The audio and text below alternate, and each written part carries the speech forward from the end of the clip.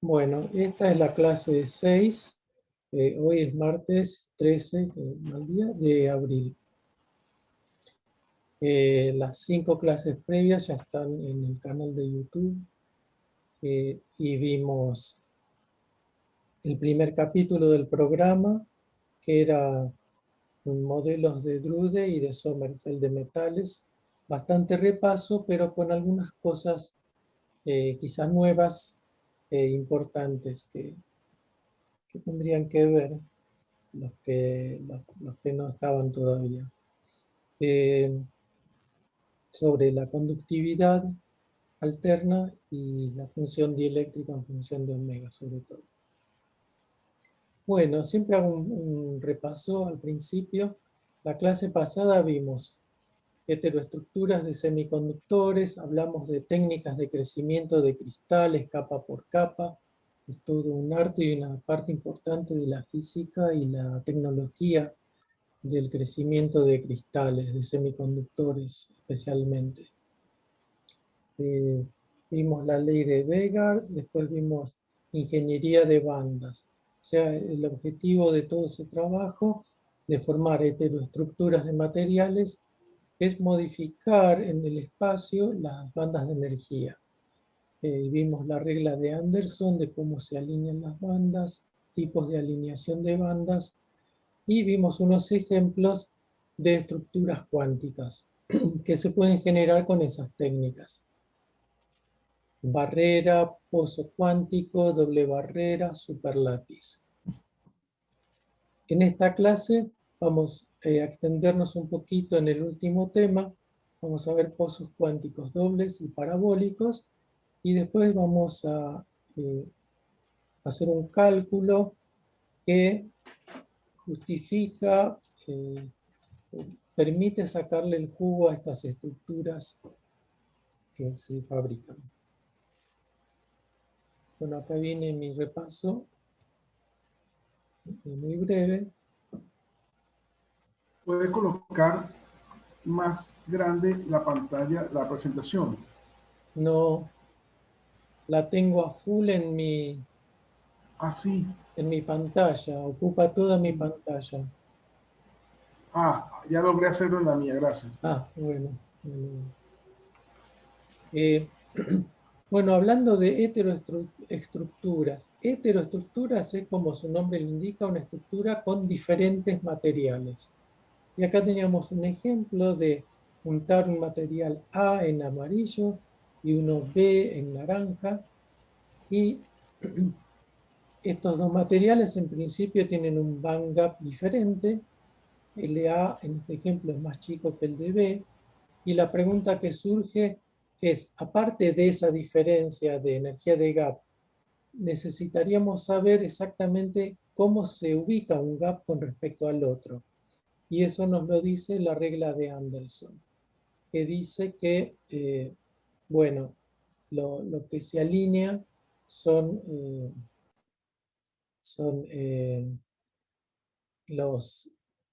esta energía, que es una especie de energía de ionización desde la banda de conducción con el vacío. O sea, se toma como que el vacío es un nivel común a los dos materiales y esta chi es la afinidad electrónica, que es la energía entre el vacío y la banda de conducción. Entonces lo que hacemos es alinear este nivel del vacío y eso nos dictamina, si podemos medir esta chi, nos dictamina dónde cae la banda, el mínimo de la banda de conducción. Una vez fijado eso, como el gap ya está fijado, sabemos dónde quedan las posiciones relativas, tanto de la banda de conducción, sus mínimos, ¿no?, con los máximos de la banda de valencia. En una situación así como esta, donde un gap más chico está como metido adentro del otro, se lo llama tipo 1, o como de a caballo. ¿Qué pasa si hacemos una estructura B-AB de este tipo?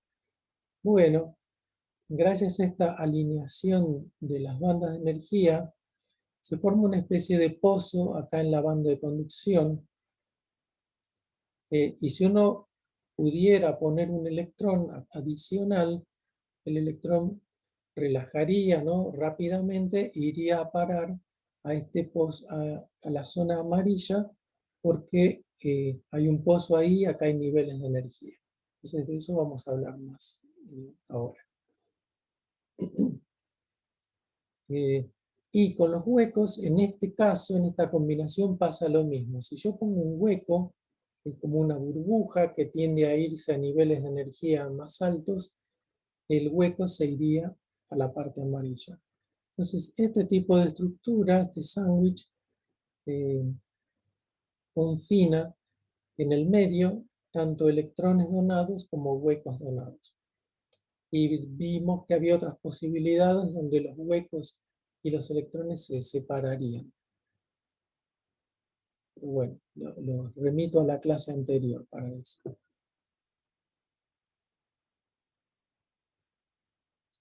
Entonces, ahí ya vislumbramos la posibilidad de crear estructuras cuánticas que se parecen a los potenciales que uno describe, que uno trabaja en el libro de texto de cuántica, ¿no? Porque, por ejemplo, teníamos la barrera túnel, el pozo cuántico, una barrera doble y una barrera múltiple con muchos pasos que se llama superred o superlátiz. Y acá entonces todo lo que hay que hacer es tener en cuenta eso que decíamos recién, donde se ubica el mínimo de la banda de conducción de cada material y entonces ir creciendo un material arriba del otro. Cada capa de material significa un estadio en esta estructura cuántica.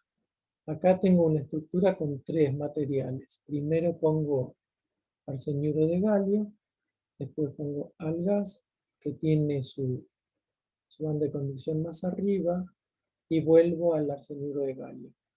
Entonces, esta es una barrera túnel que si uno le dispara con electrones de distinta energía cinética, los deja pasar o no, o los refleja, con muy diferente probabilidad dependiendo de la energía. Entonces esto actúa como una especie de filtro de los electrones. Del mismo modo, si invertimos el orden de estos materiales que usamos acá y ponemos el gas afuera y el arseniuro de galio en el medio, tengo un pozo cuántico que tiene niveles, estados ligados, ¿no?, que los conocemos bien de física 4 y cuántica, y es como nuestro laboratorio cuántico creado con materiales semiconductores. Acá puse un eje Z en esta dirección, es la dirección de crecimiento del cristal. Entonces, en la dirección Z tengo estas estructuras cuánticas del potencial y en el plano perpendicular a esa dirección, el plano XY, el electrón está libre. Entonces, su función de onda en ese plano van a ser ondas planas con K cualquiera, y dependiendo solo de X e Y. Y en Z, por ejemplo, en este caso del pozo cuántico, tengo una función de onda ligada al pozo. Y distintos niveles puedo tener. La barrera doble vimos que era interesante porque tiene el tuneleo resonante para electrones que inciden sobre ella. Y la superlátiz es un instrumento muy, muy útil y muy flexible, que como tiene periodicidad, tiene nuevos gaps y bandas. Esto para los alumnos de DEPINE no tiene nada de nuevo porque es parecido a los cristales fotónicos.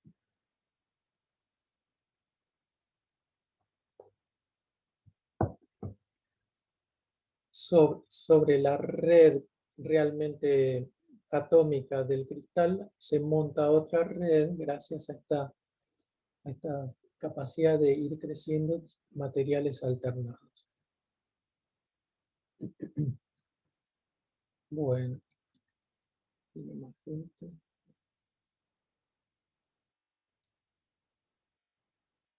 Aprovecho para dar unos ejemplos más de estructuras de semiconductores, unos pozos cuánticos más. Dos estructuras que fueron importantes en mi carrera, podría decir, sobre todo en mi doctorado, son estas. Un pozo cuántico doble y los pozos parabólicos. El pozo doble, bueno, es fácil de ver, es lo mismo de recién.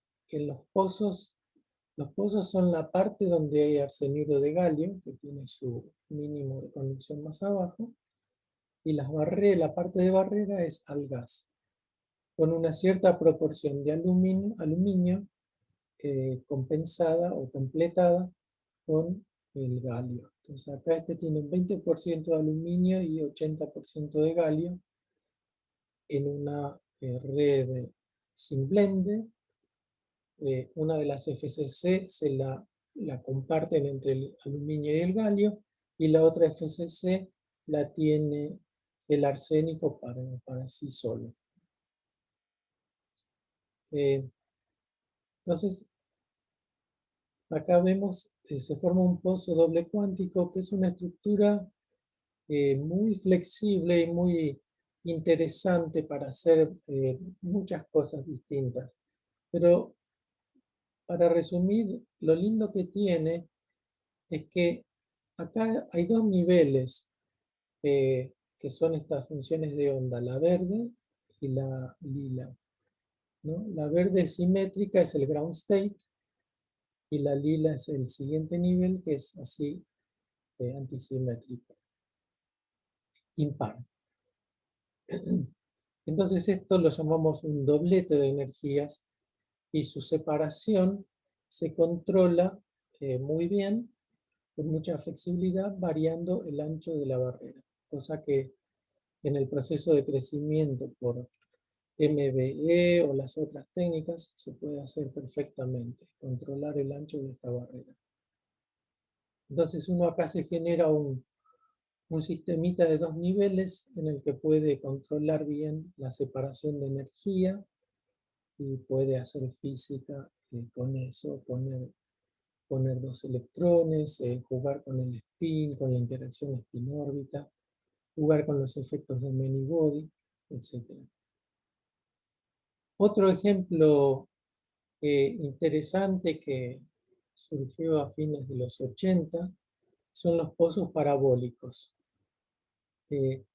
Recuerden siempre que esta línea sólida negra que vemos acá es el mínimo de la banda de conducción del material que va cambiando con la distancia. Entonces acá a la izquierda, esto pues la parte de abajo donde empieza a crecer el material, vamos con arseniuro de aluminio y empezamos a reemplazar el aluminio con galio. Entonces la banda de conducción empieza a caer. Y si tengo la habilidad de variar en forma continua y controlada la concentración de galio y de aluminio, puedo ir dibujando el perfil de potencial que se me ocurra. Y acá se empezaron a hacer estas muy interesantes pozos parabólicos. Esto fue parte de mí. Esto surgió cuando yo estaba haciendo el doctorado. Entonces, les quería mostrar, no para fanfarronear, sino para compartir un poco de mi experiencia. En el 94 yo terminé mi doctorado y estudié efectos de many-body en estos pozos dobles de semiconductores. Acá vemos los niveles, el doblete más bajo y otros dobletes. Y acá está la densidad de electrones. En este caso se hacían experimentos dopando la estructura, poniendo unos cuantos electrones, una cierta densidad controlada, densidad superficial en este caso. Y bueno, estudiábamos las excitaciones. Estudiábamos, por un lado, la estructura electrónica, o sea, las funciones de onda y los niveles de energía, eh, dentro de una técnica similar a Hartree, que se llama Density Functional Theory. Y con esa misma técnica, después se calculan las excitaciones del sistema para saber básicamente en qué frecuencias va a absorber luz. Pero son energías pequeñas, entonces esto es radiación infrarroja.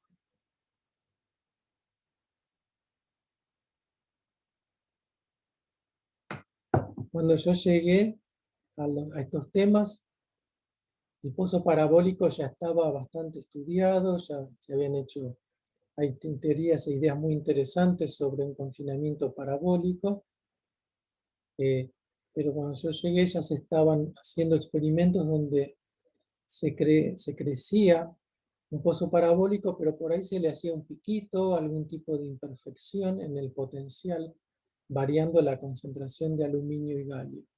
Entonces, bueno, con mi director de tesis, Shankar Dasama, calculábamos las excitaciones colectivas en estos pozos parabólicos, los llamamos imperfectos. Y bueno, también se ponía un campo magnético.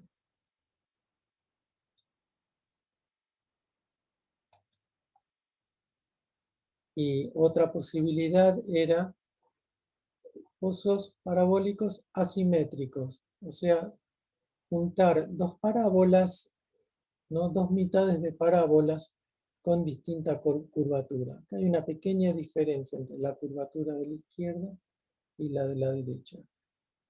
Y con eso se estudiaban, bueno, las propiedades del espectro de absorción del gas de electrones confinado ahí adentro. Entonces, estos fueron los trabajos que llevaron a mi tesis en el 94.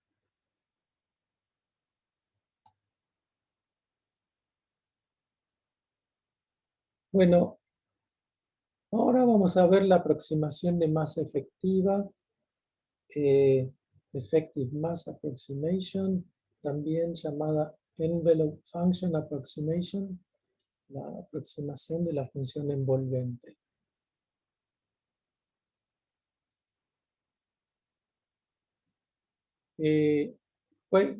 ¿Por qué tenemos que hacer esto? ¿Cuál es el objetivo?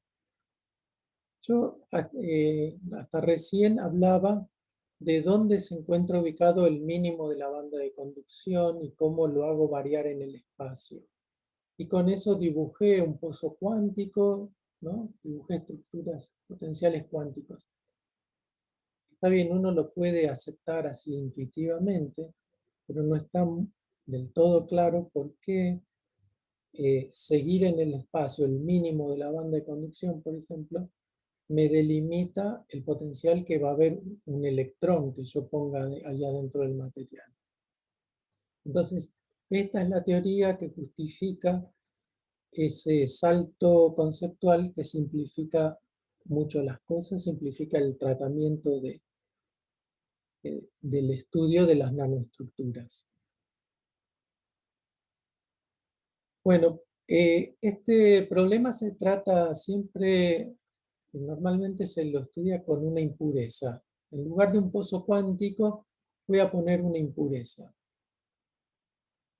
Supongamos que se agrega al material algo nanométrico que perturba su periodicidad.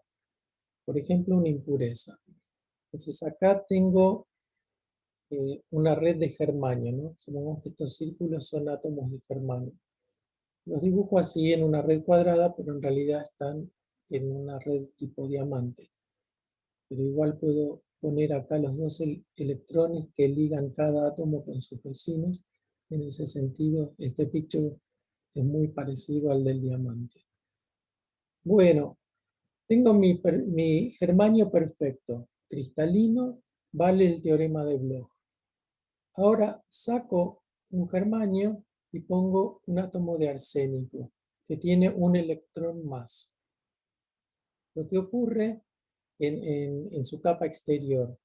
Entonces, el arsénico usa 4 de esos 5 electrones para ligarse con sus vecinos, como hacía el germanio original, y le sobra un electrón.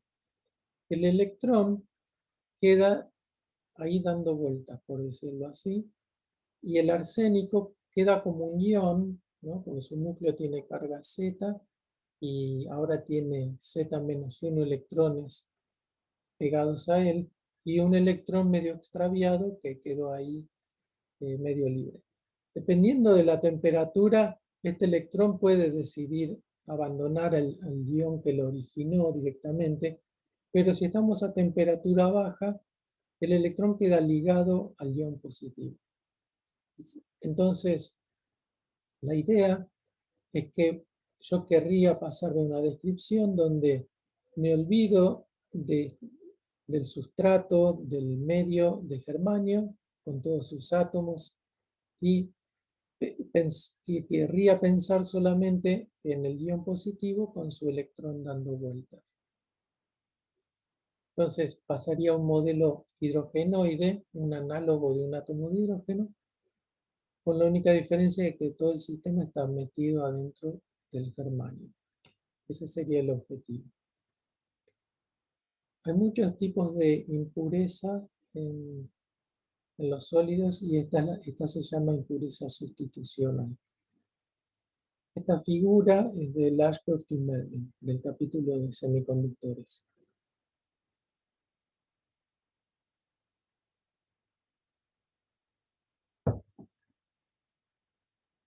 Están todos capaz que están familiarizados con este problema, ¿no?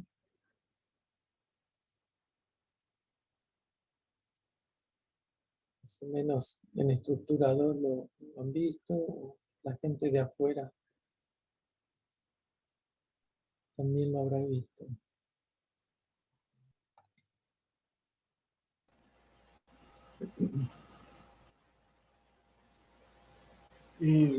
Esta aproximación alguna vez la estudié, sí, en el curso de sólidos introductorio, Sí, solo que no la recuerdo ahorita, pero sí. el modelo hidrogenoide para las impurezas, sí lo había escuchado. Bueno, entonces la idea de lo que vamos a hacer ahora en el resto de la clase es justificar este pasaje a un modelo efectivo, ¿no? Donde nos olvidamos de la estructura cristalina subyacente y nos quedamos solamente con el potencial agregado y el electrón agregado. Bueno, entonces esta es la aproximación de más efectiva que vamos a trabajar. Entonces vayamos de a poco. Tenemos la ecuación de Schrödinger para el electrón donado al material. Esto sería exacto todavía. Tengo un hamiltoniano periódico del germanio, pero lo que hacemos es modificar ahí y poner una impureza en un lugar.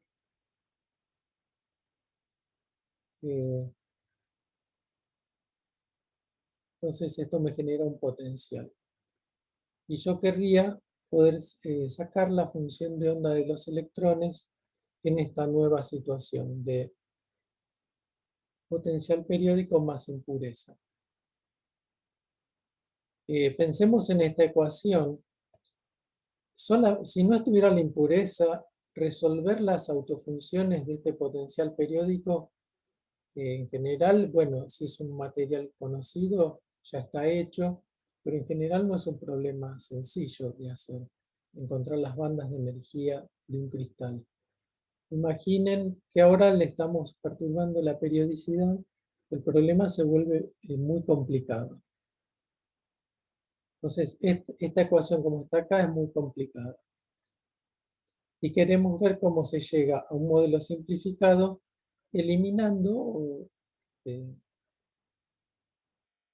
barriendo debajo de la alfombra de alguna manera inteligente el hamiltoniano del cristal periódico. Bueno, en el problema de la impureza sustitucional se llega a un problema equivalente al átomo de hidrógeno con constante dieléctrica y masa efectiva, que es esta ecuación que tengo acá.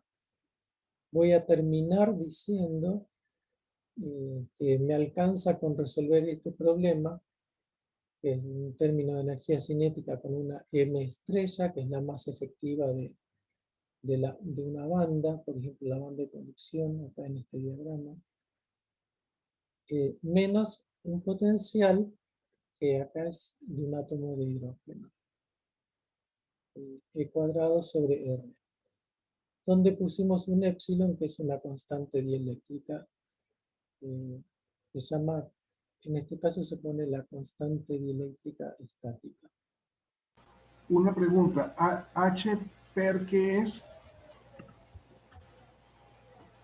H per es el hamiltoniano de la red periódica, de la red del germanio en mi ejemplo anterior.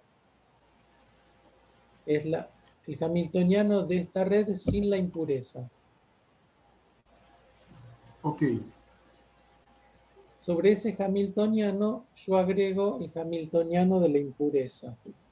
O sea, estoy al nivel de B ahora, de este gráfico B.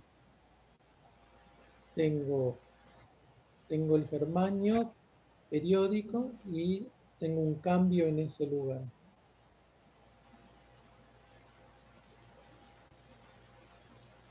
Y es complicado resolverlo de ese modo, ¿cierto? Cierto.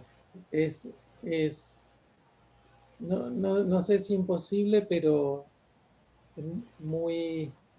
es difícil. Es más difícil que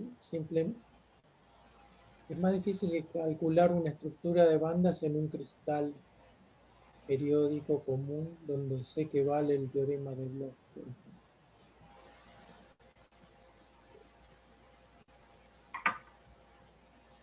Okay.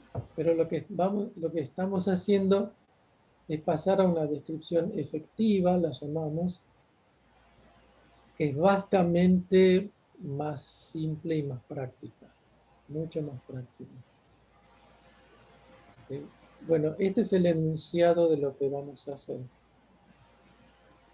Y una vez que lleguemos a esto, a este hamiltoniano hidrogenoide, decimos, vamos a encontrar que el ground state, por ejemplo, tiene un radio de Bohr efectivo, que está dado por esto, donde el radio de Bohr tradicional es este A sub 0. Este es medio angstrom, pero este otro es decenas de angstroms. Y la energía de ligadura de este átomo de hidrógeno ficticio la tengo acá, esta epsilon, es la masa efectiva sobre la masa real. Este es un número menor que 1. La constante dieléctrica es un número del orden de 10 en general, así que esto es un 100. Acá se ve que la energía de ligadura de la impureza, del electrón en la impureza, es un factor 1000 más chico que la energía de ligadura en un átomo de hidrógeno en el vacío, ¿no? Un átomo de hidrógeno normal.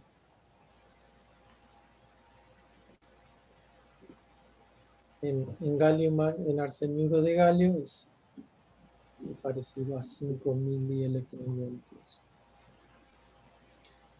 Bueno, este es el enunciado. Ahora vamos a intentar hacer la cuenta y vamos a llegar a estas conclusiones.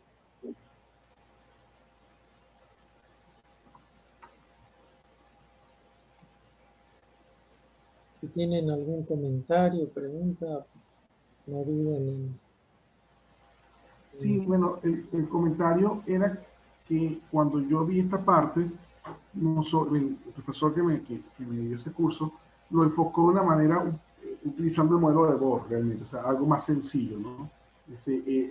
Como era un átomo hidrogenoide, entonces utilizo el modelo de Bohr con algunas modificaciones, agregando en lugar de la masa efectiva y, y explicándolo pseudo clásicamente, digámoslo así, con un poquito cuántico, por el hecho de estar usando las energías cuantizadas, pero con approach clásico, ¿no? No de esta forma. Esta está un poquito más adelante, ¿no? Porque ya utiliza el formalismo de cuántico completo, con la ecuación de Schrödinger. Claro. Y lo que queremos acá es justificar el pasaje de este problema exacto y real a este problema de acá abajo, que es mucho más sencillo. Que acá yo lo estoy escribiendo para una impureza aislada, digamos, ¿no? Una impureza donora.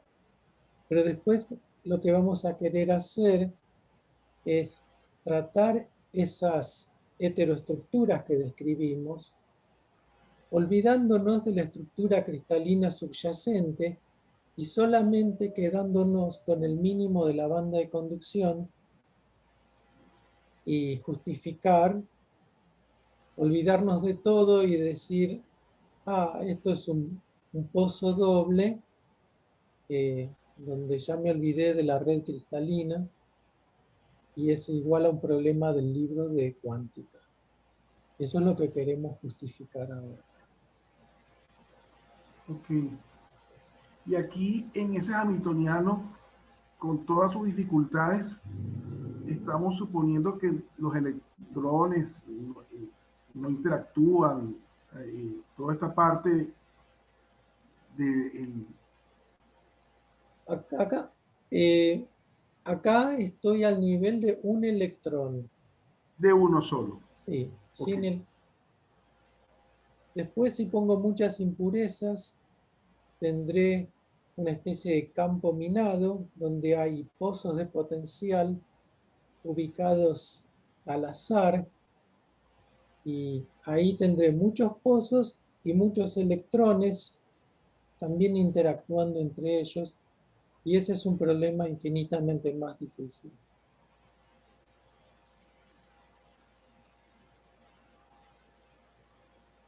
Porque tiene desorden en la ubicación de los potenciales y tiene interacción electrón-electrón.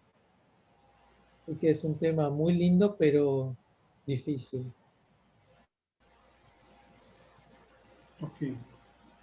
Por ahora queremos ver qué le pasa a un electrón. ¿Cómo puedo olvidarme de la red, básicamente?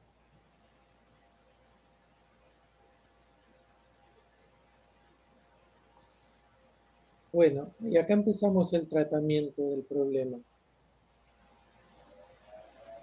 Acá tengo el hamiltoniano, el H-per, de la red periódica básica, perfecta, ¿no? Per es por periódico, en este caso. Entonces, este hamiltoniano es el del cristal, el de mi germanio original, es periódico, entonces tiene estados de Bloch, vale el teorema de Bloch, que me dice que los autoestados de H son una onda plana por una función periódica con la periodicidad de la red, eso es el teorema de Bloch. Y los tengo estados de Bloch y energías, bandas de energía del cristal puro. Entonces, estos phi sub nk son los estados de Bloch. Y acá en el libro adoptan una notación unidimensional, ¿no? Esta es la posición, que tendría que ser un R vector, y este K también tendría que ser un vector, pero para simplificar la notación lo escriben así. Entonces, tengo bandas de energía E sub n de K y autoestados del hamiltoniano periódico phi sub n K de X. Acá también puede estar el spin, pero supongamos que nada depende del spin, así que por ahora me olvido de eso. Bueno, supongamos que eso ya lo sabemos resolver. Conocemos las bandas y los estados del cristal perfecto host, decimos, el cristal huésped de la impureza.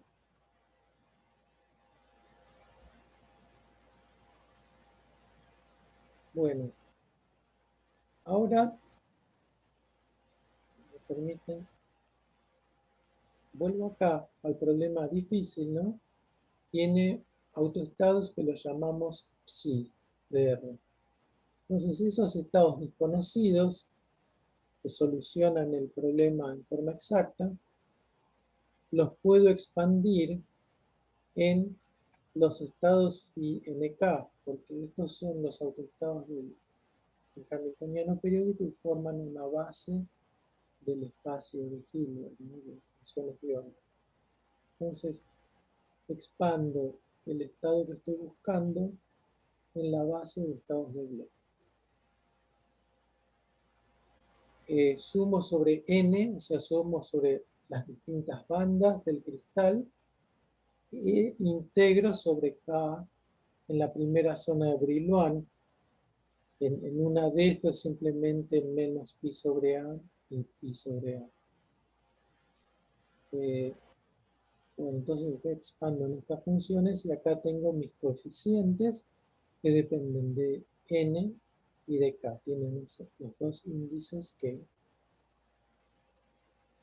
denumeran los estados de la base. Estos son los coeficientes de la expansión, ¿no? O sea, este planteo lo hacemos todo el tiempo en cuántica. Expreso mi función incógnita en mi función de esta base. Bueno, ahí todo bien, pero esto, si no hago alguna aproximación, no me va a servir de nada. Entonces, acá vienen las aproximaciones. Primero, voy a tomar una sola banda. Por ejemplo, la banda de conducción. Entonces, esta suma sobre n, la tiro, y me quedo con el n de la banda que me interesa, por ejemplo, la banda de conducción. Pongo un solo n en esta suma. Acá tengo el gráfico, ¿no? O sea, acá tengo la banda de conducción. Yo especulo con que me va a salir una función de onda, una psi, que es como un estado ligado de átomo de hidrógeno que va a estar cerca de esta banda de conducción, ¿no? Del mismo modo que los niveles del átomo de hidrógeno están, si acá está el cero, ¿no? De la ionización, del vacío, los niveles del átomo de hidrógeno están aquí abajo. Entonces, en este caso la banda de conducción se convierte en mi vacío de arriba y voy a tener estados ahí abajo, pero pegaditos a la banda. Entonces, si están pegaditos a la banda, me olvido de otras bandas que están más lejos, ¿no? Si estos son 4 o 5 milielectronvoltios, me olvido de las bandas de valencia, por ejemplo, que están acá abajo, a una distancia de 1 electronvoltio. Bueno, entonces me quedo con una sola banda. Y después lo otro, integro K cerca del mínimo. O sea, la banda empieza parabólica, después se dobla, hará cosas, ¿no? Según en qué dirección de K me esté moviendo. Pero me voy a quedar cerca del mínimo donde la banda es parabólica en general, en principio. Entonces esta integral sobre K que estamos haciendo en toda la primera zona de Brillouin, ahora la voy a hacer solamente cerca del mínimo. Esa es mi aproximación. Segunda aproximación. Bueno, veamos qué implica o cómo se hacen estas, cómo se implementa esa aproximación. Acá repetí la función que estoy buscando con su expansión completa. ¿Estamos todos de acuerdo en esta expansión? Si me aguantan un segundito, voy a mutear. Sí, no hay problema.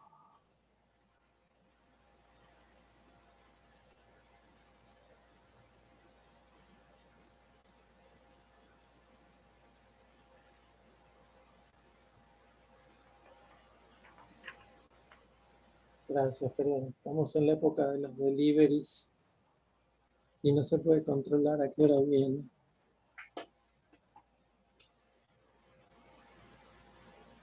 Les preguntaba, estamos todos de acuerdo en que esto está bien, ¿no? Y es general. Sí, Sí, sí. Bueno, integrar K cerca del mínimo.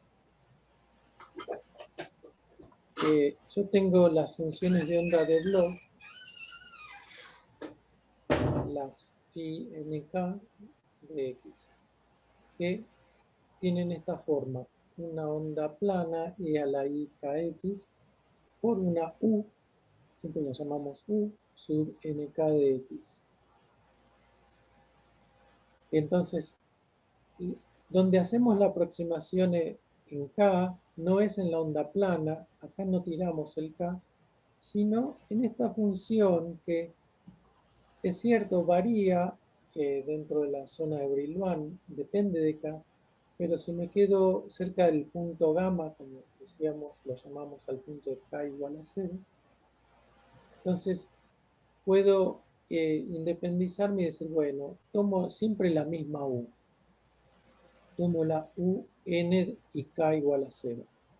Y la multiplico por la onda plana que sí tiene, conserva el k.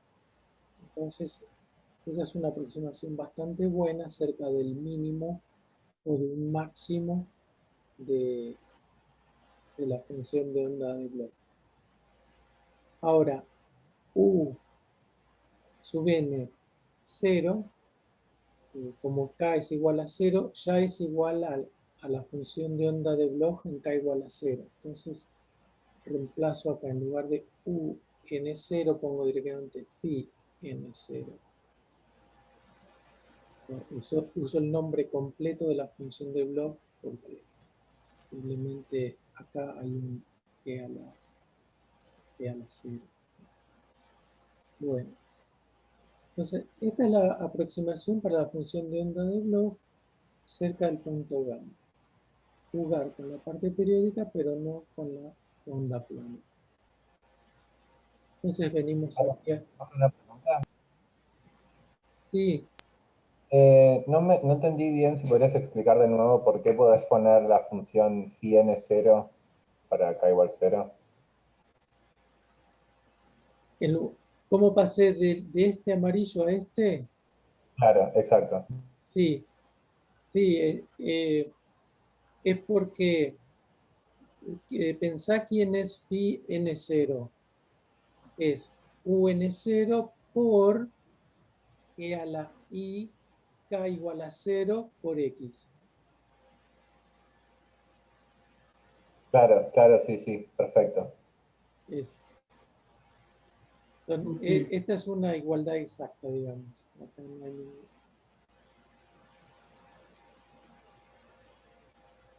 Bien.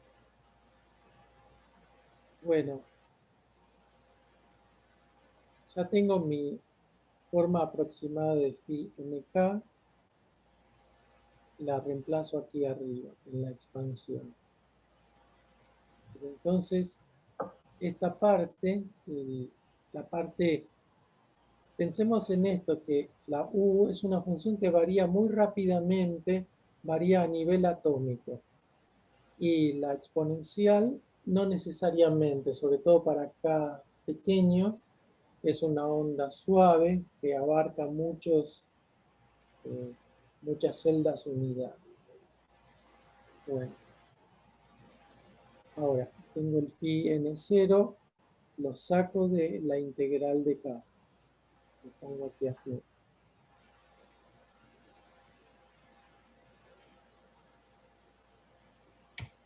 Dentro de la integral, acá me quedó atrapada la onda plana, a la i kx. Aquí la tengo. Entonces, fíjense lo que me quedó. La función de onda que estoy buscando es esta phi n0 por una especie de transformada de Fourier, ¿no? Porque acá tengo e a la IKX por estos coeficientes, esta expansión que estoy buscando. Pero ya estoy autorizado a escribirlo de esta forma. Phi n0 de x por una función g de x, porque esta es la... ¿Y la suma qué pasó? La suma sobre los n's. La suma sobre las n ya fue mi primera aproximación cuando dije me quedo con una sola banda. Ok. Por ejemplo, la banda de conducción. Y es cierto, bueno, en esta slide no lo dije. Sí, pero también lo estoy usando acá. Alguna n. Puedo ser más específico. Hay impurezas donoras que les sobra un electrón y lo ceden, y hay impurezas aceptoras que les falta un electrón, entonces generan un hueco que se sale, ¿no? Y queda ahí cerca de la impureza, y entonces esa impureza es aceptora, como que toma electrones del resto. En el caso de la impureza donora, este N es una banda de conducción y en el otro es una banda de valencia, en el caso de aceptor.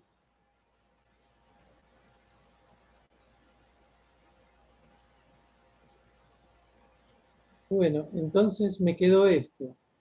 Psi de x factoricé, me quedó acá esta transformada de Fourier y lo escribí como phi n0x por chi de x. Entonces, como decíamos, acá hay un diagrama esquemático. La phi n0 es esta línea, es la función que tiene picos donde están estos picos de línea gruesa, pero uniforme porque tiene que ser periódica en la red. Pero entonces esta estructura de picos viene de la phi n0. Y la chi de x es un envolvente, ¿no? Que modula la phi n0. O sea, si no estuviera la chi, acá tendría todos unos picos iguales en cada sitio, ¿no? Y estos son sitios de la red. Y el resultado completo, entonces, envolvente por portadora, se dice en electrónica, ¿no? Es la línea sólida de trazo grueso. Esta es la phi de x. Entonces ya tenemos... Una pregunta. El comentario hecho que se hizo en la lámina pasada sobre que el exponencial imaginario varía más suavemente que la U de N0, que cambia más rápido, ¿eso sirvió para qué cosa?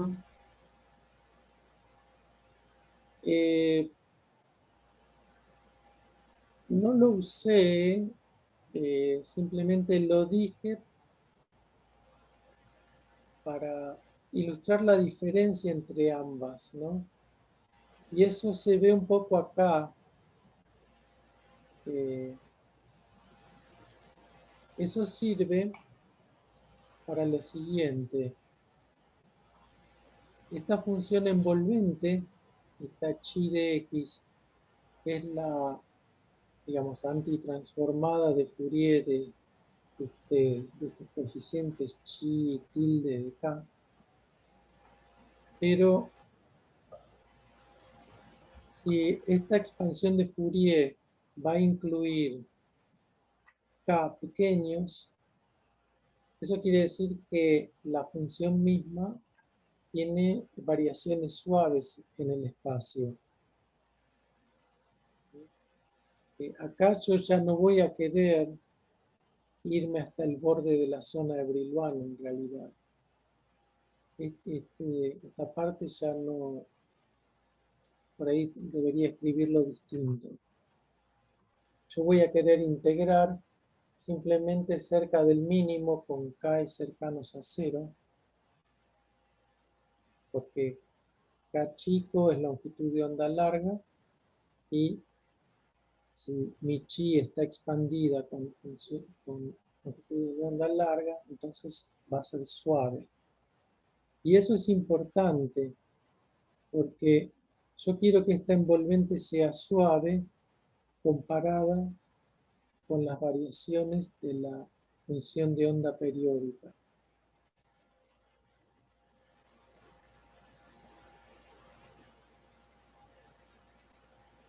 Quiero disociar esas dos longitudes, la variación a nivel atómico con la variación de la envolvente. Déjenme leer acá el caption de esta figura.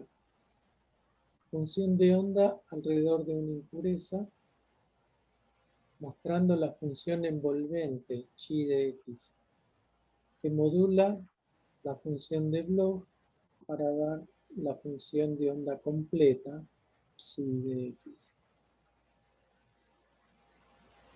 Si la variación de chi fuera en distancias similares a la red, al parámetro de red, entonces no podría realmente separar los dos problemas matemáticos. No podría salirme de este problema exacto y pasar a este efectivo. O sea, en la demostración yo no quiero adelantar nada, pero bueno, ya que lo mencionas, fíjate que voy a querer llegar a una descripción que tiene una constante dieléctrica de la red huésped. Pero para llegar a ver la red solamente a través de una constante dieléctrica, yo mismo tengo que ser un ente bastante extendido. No puedo ser un ente pequeño que va y mira todas las estructuras de ese medio. Perdón, una pregunta, quizás, no sé, a ver si estoy interpretando bien. Sí. Si la envolvente fuera muy estrecha, es decir, con una variación grande, Sí. ¿estarías perdiendo la red de alguna manera? No, si fuera muy estrecha, yo diría que no estoy ganando nada en mi tratamiento aproximado. No estoy pudiendo pasar a una descripción efectiva donde lo que yo quiero es ver a la red como una plastilina, básicamente, sin estructura. Y lo que quiero es, con esa plastilina, hacerme un muñequito, ¿no? El muñequito es la envolvente. En cambio, si con tu plastilina querés hacer unos hombrecitos que tienen tamaño atómico, ¿viste? Eso ya no es plastilina. Perdón mi burda metáfora. No, bueno, está bien, pero sirve para tratar de entender. Sí. O sea, Perdón, quizás estoy diciendo una burrada, pero digamos, ¿la envolvente daría la probabilidad de encontrar el electrón en otros sitios de la red? sí, o yo lo diría como que me da la probabilidad de encontrar al electrón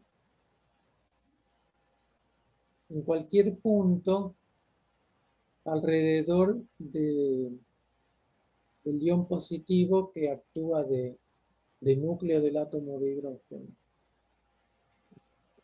O sea, yo lo que quiero poder darte ahora es una función de onda de este electrón que quedó huérfano, ¿no? Quedó donado al material y que está todavía atraído por la impureza positiva.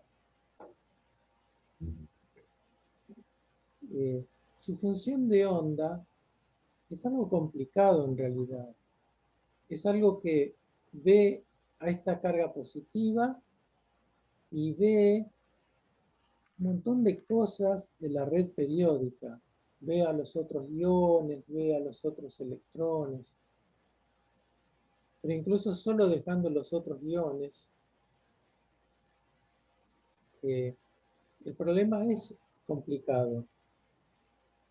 Yo lo que quiero es pasarme, ¿ves?, a un medio continuo, aburrido, sin red, y quiero que el electrón mire solamente al ion positivo que lo donó, de donde él proviene. Bien. Eso es lo que estoy buscando, pasarme de este hamiltoniano que tiene red y potencial de impureza, me quiero pasar a este problema que no tiene red, que solo tiene parámetros modificados y el potencial hidrogénico de la impureza.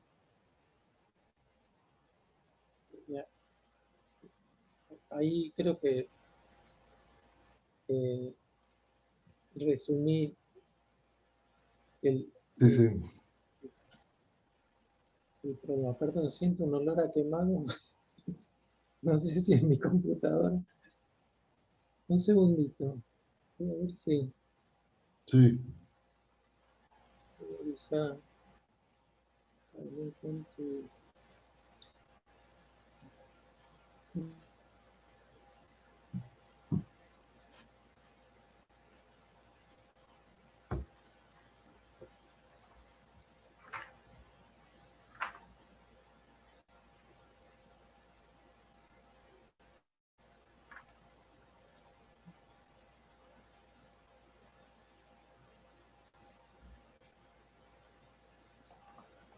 Perdón, hoy es una clase medio accidental.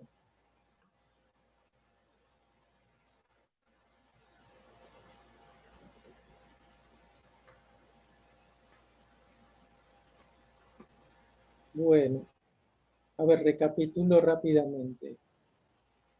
Tomo los estados de Bloch de la red perfecta original. Con ellos me armo una expansión del estado del electrón que estoy buscando, ya incluyendo red más impureza. Y tengo esta expansión exacta. Ahora, esto todavía no me sirve, es muy complicado y hago dos aproximaciones. Me quedo con funciones de onda de la base que correspondan a solo una banda de energía del cristal. Por ejemplo, la banda de conducción es la que yo siempre tengo en mente. Y acá que tengo un integral sobre la primera zona de Brillouin, voy a renunciar a eso y digo no, me voy a quedar con un K cerca del mínimo.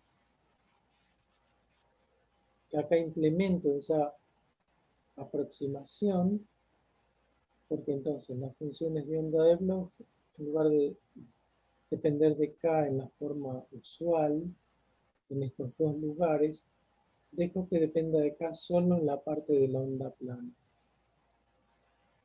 Y en la parte periódica, ahí le enchufo la del punto gamma, la de K igual a 0.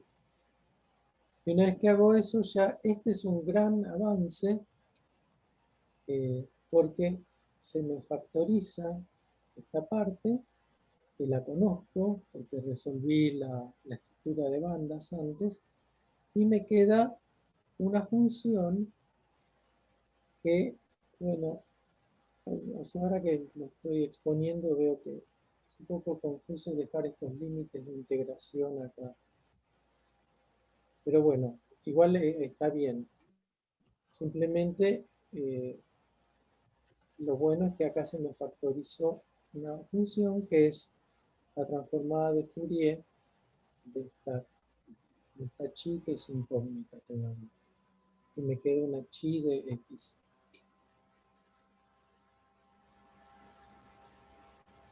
Y ahí tengo la función que estoy buscando, la factoricé.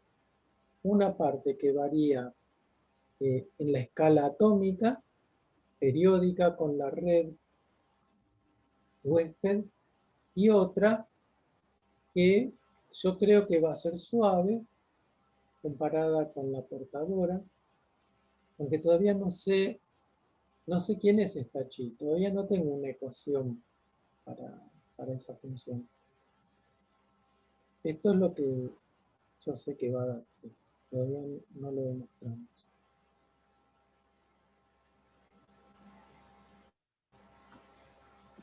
La función envolvente yo voy a hacer que contenga valores chicos de k en su expansión de Fourier y por lo tanto es suave comparada con el parámetro de red. Entonces ahora nos queda pendiente este paso, encontrar una ecuación para chi de x. Vamos a ver que en este caso es el ground state hidrogenoide, chi de R es G a la menos R sobre A0 estrella. Estrella siempre quiere decir efectivo, como una masa efectiva. O sea, no es el radio de Bohr de medio Armstrong original, sino un nuevo radio de Bohr para este problema análogo a la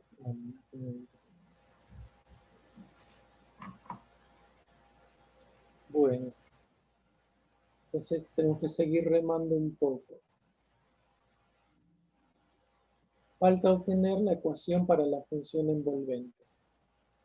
Teníamos hasta ahora el problema exacto, H periódico más V de impureza, su ecuación de autovalores. Teníamos la expansión exacta. Nos quedamos con una sola banda en la expansión. Y llegamos a una expresión para el psi. Ahora a ver, miremos esto. Le voy a aplicar el H del cristal, el H periódico, a esta psi que estuvimos trabajando recién. Entonces acá tengo el H periódico, y acá tengo la psi. Bueno, acá lo único que hice fue no poner la suma sobre n, me quedé con una banda. Pero, ¿qué pasa cuando aplico el H periódico a esta psi nk? Es fácil eso, fácil de responder eso. ¿Por qué? Es un autoestado, ¿no? La FINK del H periódico. Exacto. Estas phi eran los autoestados del H del H periódico. Entonces, bueno, acá saco la autoenergía, epsilon sub n de k. Apliqué el H periódico a esto. Y aquí estamos. Bueno, ahora sí voy a reemplazar esta phi de estos estados de Bloch por su aproximación que trabajé en la slide anterior. La phi n0, o sea, k0, y la exponencial a la ikx. Y me quedó ahí metida la banda de energía del material huésped. ¿Cómo sigue? Bueno, acá voy a tener un problema. Bueno, las energías E sub n de k. Estas energías en general no son sencillas si pretendo mirar toda la primera zona de Brillouin, ¿no? Ya la otra vez estuvimos mirando las energías de tight binding y ya ahí veíamos que tienen una forma bastante complicada con cosenas. Pero en realidad yo ya sé que me voy a querer quedar cerca de un mínimo y la energía va a ir como K cuadrado. Entonces, con algún coeficiente. Entonces, supongamos por ahora que la energía está expandido en unas potencias de K. En un mínimo el término lineal no va a estar, pero si estoy expandiendo alrededor de otro punto en la zona de Brillouin, estaría. Entonces, esto está así un poquito más general. Y después el K cuadrado es el que seguro me va a servir. Bueno, a ver, ahora nos metemos de nuevo en la fórmula. Tenía el H periódico aplicado al psi. Saqué esta parte, acá tenía la energía, y acá tenía la exponencial. Bueno, reemplazo la energía por este polinomio en potencias de K. Y vengo acá, ¿no? Reemplazo el E sub 1 de K, saco suma de los coeficientes y aquí dentro de la integral E sobre K me queda K a la M. Bueno, acá la verdad que yo me salté un paso, pero por ahí hubiera sido más prudente trabajarlo más en detalle, pero no lo tengo preparado, no lo tengo acá escrito. Así que les voy a pedir que me crean por ahora, y en todo caso lo vemos la vez que viene o lo ven en el libro. En realidad es un par de renglones nomás. Pero es lo siguiente. Básicamente lo que va a pasar aquí es que vieron como en cuántica el momento se transforma en h barra sobre i por el gradiente, por la derivada con respecto a x. Bueno, acá va a pasar lo mismo. Esta k se transforma en el operador momento y aparece acá. Pero lo que me estoy salteando aquí es la demostración, que incluso es lo mismo que hacemos en cuántica, para justificar esta identificación. Así que bueno, nada.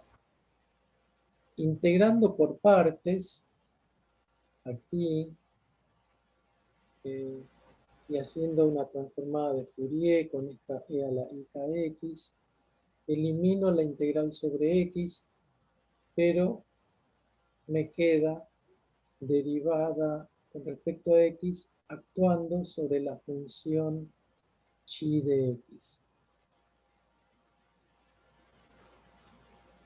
Ok, si me aceptan este paso, si lo miran un poco y lo aceptan, puedo seguir adelante. Es lo mismo que hicimos alguna vez en cuántica para demostrar que el momento, el P actúa en la representación de coordenadas, actúa como una derivada. Así. Sí, no hay problema. Estamos ok, ¿no? Si no, después lo podemos ver mejor.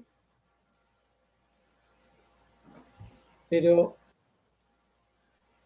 entonces, volvemos acá y vemos que tenemos la suma sobre m de estos coeficientes a sub m por este operador a la m.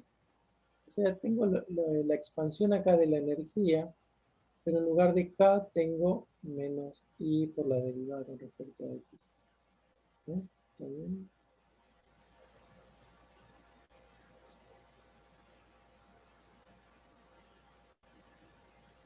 Esto no es otra cosa que la energía banda n, pero ahora en lugar de aplicado, especializado en K, como acá arriba, está multiplicado en menos I derivada con respecto a X. Y acá, ahora, actuando sobre la función envolvente. O sea, pasé del coeficiente de Fourier de la envolvente a su expresión en la posición de su función en el espacio. Una pregunta. ¿Y Sí. no te ibas a quedar con el término cuadrático porque la energía estaba cerca de un mínimo? Bueno, dije que al final por ahí hacía eso, digamos. Pero por ahora nos permitimos un tratamiento mejor donde a la banda la expando así en forma polinomial. Ah, entonces hay un paso que no entendí. O sea, por ahora no me limité. Lo tomé así, hice este paso fundamental y lo que vi es que me reaparece la expresión de la energía, solo que ahora con este monstruito en el argumento. Ah, y el paso de esa sumatoria sobre M abajo. Sí, este. Ese paréntesis quiere decir que es una función de K o... Sí, quiere decir esto. Quiere decir E sub n de lo que está entre paréntesis. Ah, perfecto. Entonces era eso. Y, Sí, y ese menos I de X a la M, ¿qué le pasó? Perdón, ¿eh? sí, no, está bien. A ver, esto que tengo recuadrado acá, Digamos, al K a la M, ¿qué le pasó? simplemente reemplacé K por este operador. Sí. Y después en las, ¿cómo pasamos de la suma donde está ese operador elevado a la M abajo donde ya no aparece? Acá. Y por, Ah, perdón, Ah, no, porque no, es la no, no, no, energía. no dije nada. Perdón, perdón. sí, sí. Acá no, algo. Sí, Es, sí, la misma serie de arriba. claro, exacto. Yo tengo, yo tengo una duda, pero necesito que vaya a la lámina anterior, por favor. ¿Podés acercarte al micrófono, Luis? Y ahora me oye. Sí, hay Sí. un segundito. Ajá. No sé qué. Según la ecuación exacta, el hamiltoniano periódico tiene autoestados en E a través de la función psi, la exacta, ¿no? Según la primera ecuación de esta lámina que está expuesta ahora. Eso implica, la pregunta, ¿eso implica que ese hamiltoniano también tiene autovalores? O sea, las phi son autofunciones también de ese hamiltoniano. Porque que lo sea de psi implica necesariamente que lo sea de phi para justificar el paso en la penúltima línea de esa lámina que está puesta. No, no sé si entiendo bien la pregunta. Ajá, la pregunta es,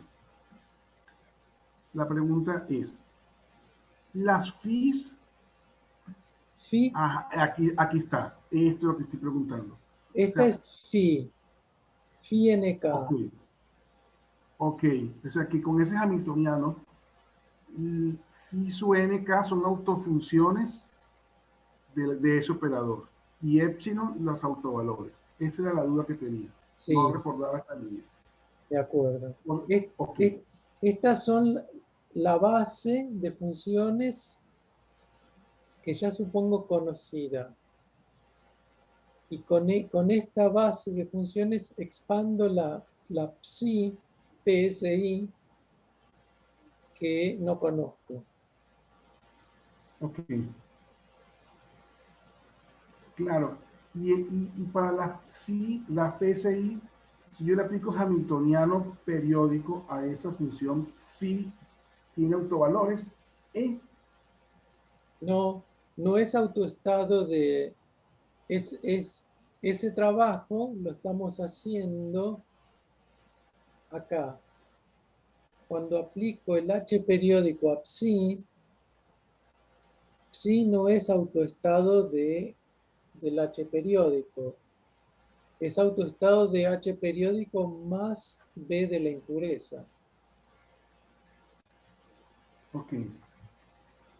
Pero necesito hacer este cálculo auxiliar para llegar al modelo que estoy buscando. Esta parte del cálculo es muy importante, yo diría. Es la que es un poco el nudo del resultado que necesito. Aplicarle el H periódico, ¿no? El H del cristal puro. Ahora se lo estoy aplicando al psi final, completo, con cristal más impureza. Y obtengo algo, obtengo esto que me está saliendo acá. ¿Ven? Ok. Sí. Y acá, esta es la cuenta que estamos haciendo ahora justamente. Ok. Esta es la cuenta más reveladora. Al aplicarle el H periódico a psi ya lo tenía expresado como un producto, ¿no? Ese fue mi primer gran logro. Este es el primer gran logro. Psi lo factoricé de esta forma. Y ahora, cuando a psi le aplico el H periódico, obtengo esto. La parte, tengo los dos factores de psi, la parte periódica y la parte envolvente, pero en el medio, aquí se mete este operador medio jorobado.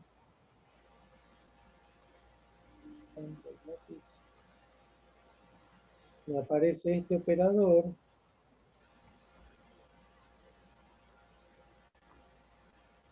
que actúa sobre la envolvente solamente. Este es el tipo de cosas que yo quiero.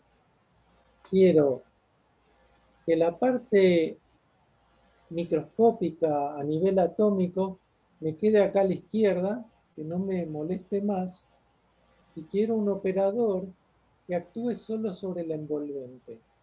Y así me estoy generando un problemita que solo depende de la envolvente. Y algún operador, bueno, más o menos feo, pero manejable. Y la parte periódica ya la estoy tirando por acá para la izquierda. Perdón, acá la envolvente serían los coeficientes de la expansión del potencial total en el potencial cristalino, en las autofunciones del potencial cristalino. Claro, son estas que son la incógnita todavía. Claro. La envolvente es la versión espacial de esto. Ay, perdón.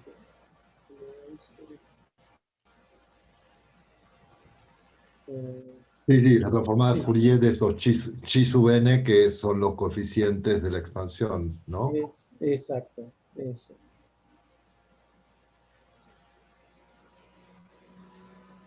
Exacto.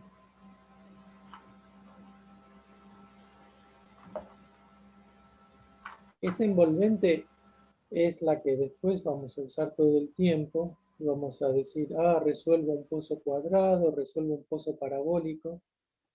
En realidad vamos a estar hablando de esta chi de x. y me habría olvidado de toda la estructura a nivel atómico. Bueno, ya casi estamos. Ahora entonces nos apareció este operador, que es la banda de energía, y en lugar de decir E sub n de K, ahora decimos E sub n de este operador que es P sobre H barra, es el momento sobre H barra.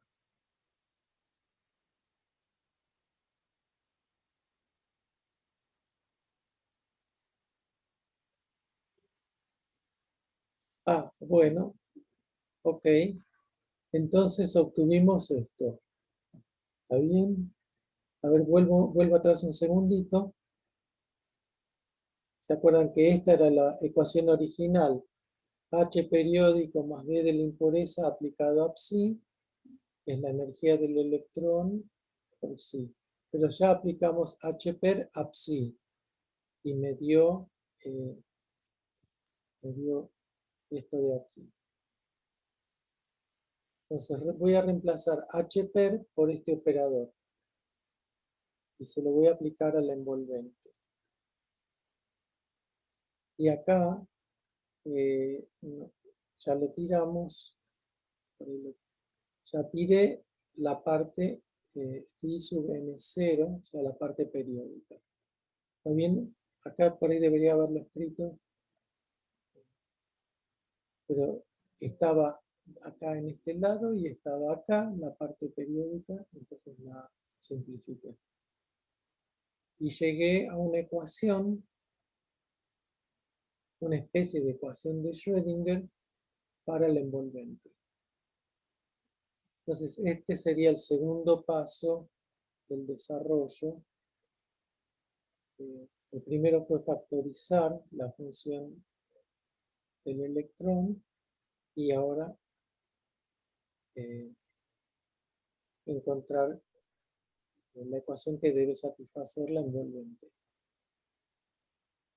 Bien, ¿están de acuerdo en que esto es prácticamente la ecuación de Schrödinger? Si esta energía fuera cuadrática, acá yo tengo mi término de energía cinética, más un potencial de la impureza, y ya estamos en un negocio.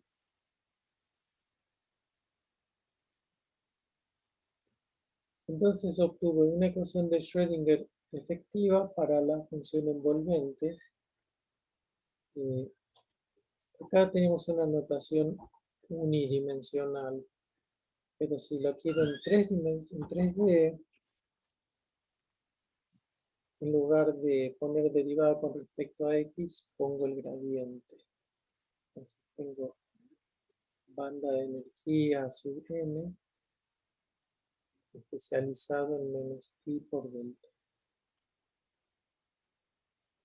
Bueno, ahora sí, me voy a hacer el distraído y digo, cerca del mínimo de la banda de conducción, la energía depende de K como una constante, que es el mínimo de la banda, más K cuadrado por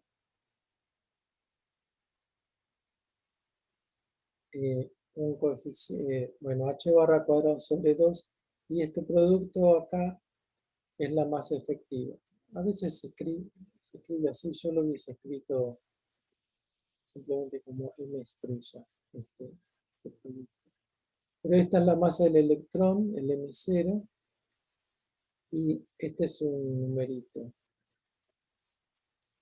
que sin dimensiones. Uno de los dos no tiene dimensiones.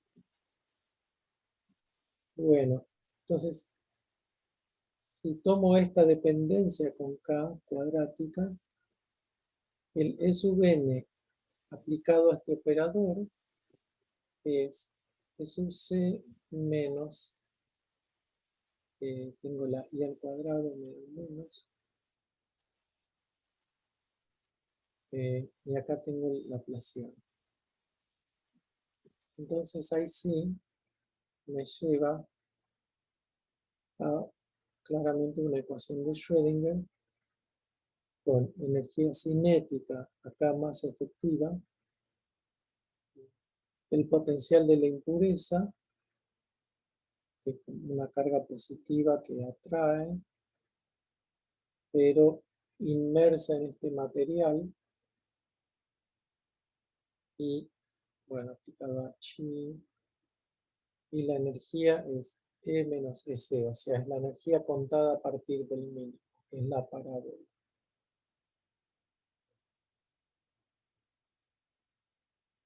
O, perdón, es la energía que sea contada a partir del mínimo. No es la parábola, son los niveles de este problema.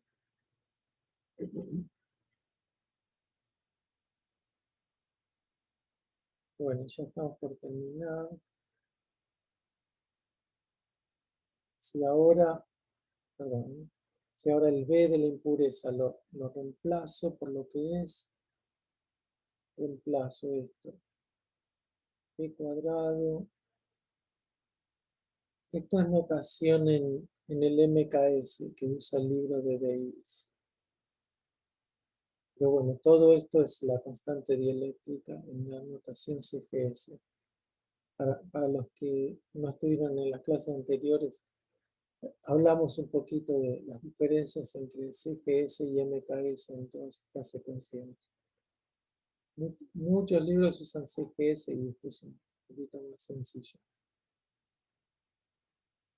Pero bueno, aquí tengo mi ecuación de Schrödinger para la función de onda envolvente y es exactamente una ecuación de átomo de hidrógeno con masa efectiva y constante dieléctrica. Nada, una vez que tengo esto, el chi van a ser muchas, infinitas funciones de onda que son las mismas que en el átomo de hidrógeno. Normalmente pensamos en el estado fundamental de todas esas. Esa es la función de onda hidrogénica que va como exponencial de menos radio sobre un radio de Bohr. Este radio de Bohr es un radio de Bohr efectivo en este caso. Disculpen, hay un poco de mezcla de notaciones porque saco algunas cosas de Ashcroft y Mermin y otras de todas estas deducciones del libro de Davis. John Davis. Pero bueno, entonces acá creo que demostramos que la función de onda se factorizó en una portadora a nivel de la red y un envolvente que satisface esta ecuación análoga al átomo de hidrógeno. Y tenemos un Rydberg efectivo, ¿no? La energía de ligadura que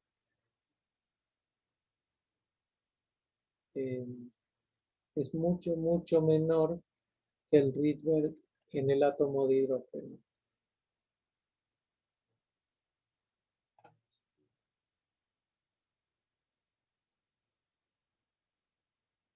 Decíamos que en el arsenuro de galio es 5 milielectronvolts y el radio de Bohr, en lugar de ser medio angstrom, es 100 nanómetros, de 10 nanómetros, que son 100 angstrom. Bueno, y hemos demostrado este picture, esta descripción, de que debajo de la banda de conducción, para la energía son unos niveles que están ahí abajo, medio pegaditos, a una distancia de unos pocos milielectronvoltios. Y la banda de valencia anda por aquí abajo, un electronvoltio más o menos. Bueno, no sé si logré convencerlos.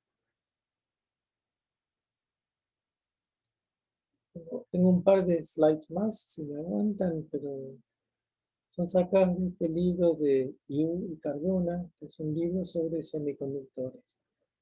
Es un libro excelente, muy completo. Llevaría un año entero estudiarlo. Cardona era un catalán que fue una figura muy importante en la física de semiconductores. Era director de un Max Planck en Stuttgart. Falleció hace unos años. Acá tienen un chiste de lo que es un semiconductor.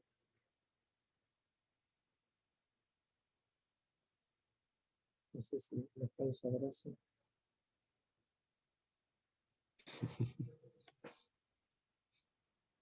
Bueno, y acá en el capítulo 4 habla de shallow or hydrogenic impurities, affecting mass approximation, hydrogenic or shallow donors, que es esto que vimos hoy, pero lo demuestran de otra forma, usando las funciones de Wannier en vez de las de Bloch.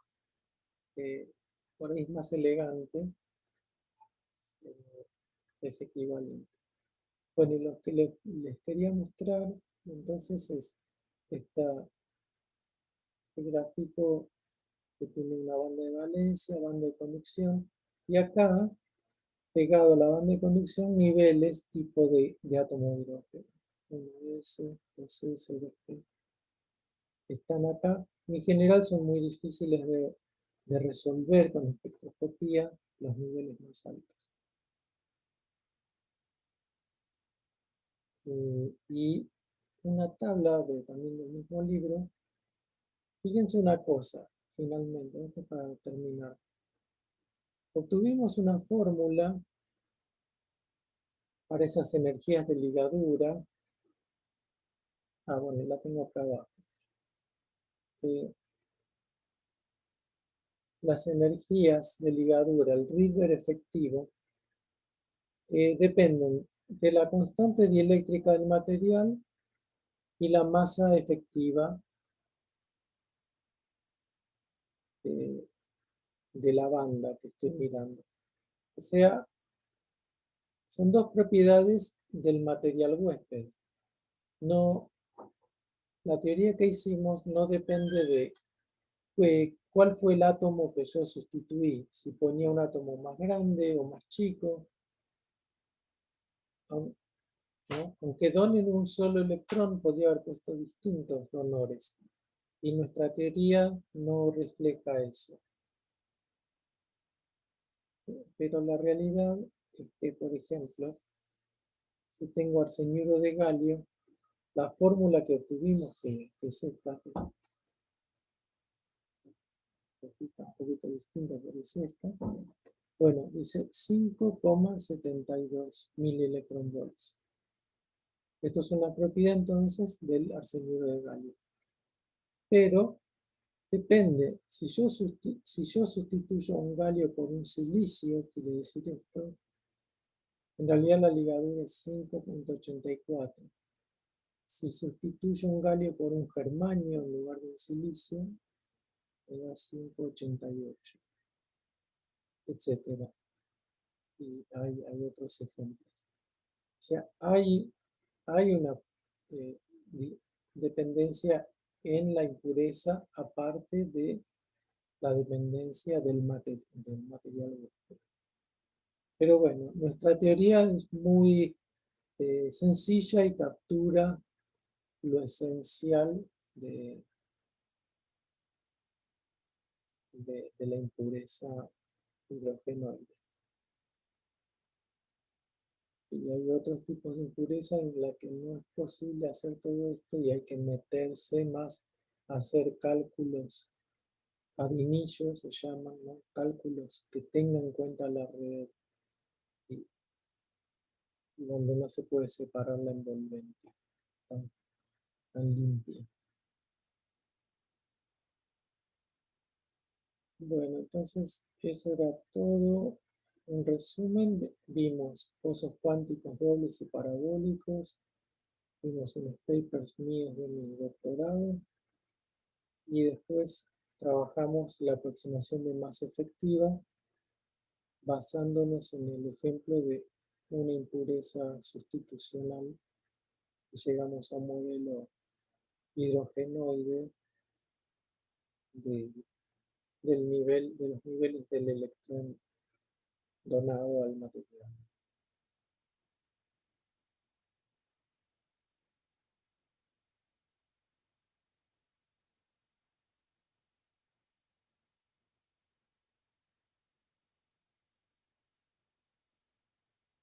Voy a apagar la grabación.